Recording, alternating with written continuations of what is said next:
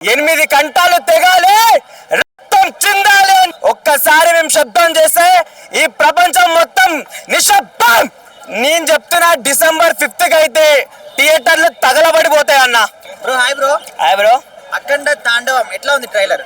నిజంగా అన్న, ఒక శివుడి తాండవం చూసినట్టుంది. అసలుకి నాకు తెలిసి ఆ ట్రైలర్ చూస్తేనే నాకు గూస్ బంప్స్ వస్తున్నాయి. ఇంత ముందు మనం డాకు మహారాజ్ చూసినాము, థియేటర్లో సౌండ్ బాక్స్లో వెళ్ళిపోయినాయంట.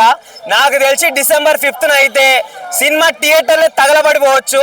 ఆ విధంగా ఉందన్న. అసలుకి దాంట్లో ఆది పినిశెట్టి గారిది చూస్తే 8 కంటాలు తెగాలి, రక్తం చిందాలి అని చెప్పేసి ఒక డైలాగ్ చెప్పిండు.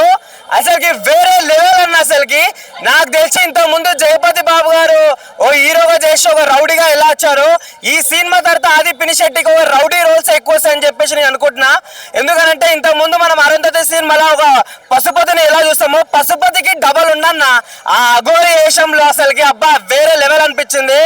ఇంకా మా బాలయ్య బాబు గురించి చెప్పాలంటే నిజంగా ఇట్లాంటి యాక్టర్ తెలుగు టాలీవుడ్ ఇండస్ట్రీలో పుట్టడం మనం చేసుకున్న గర్వకారణం అన్న.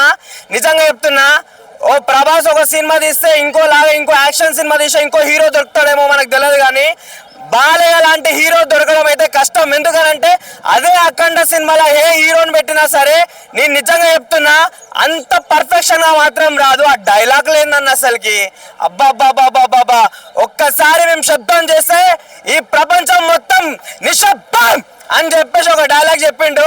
అసలుకి వేరే లెవెల్ అనిపించింది అన్న. అసలు సినిమా అది ట్రైలర్ చూస్తుంటే గూస్ బంప్స్ వస్తున్నాయి. నాకు తెలిసి ప్రతి ఒక్కరికి ఏజ్ పెరిగే కొద్దిగా కలిసి వస్తుంది అనుకుంటే, మా బాలయ్య బాబుకి ఏందన్నా ఊపు ఆ విధంగా దారుణంగా వస్తుంది.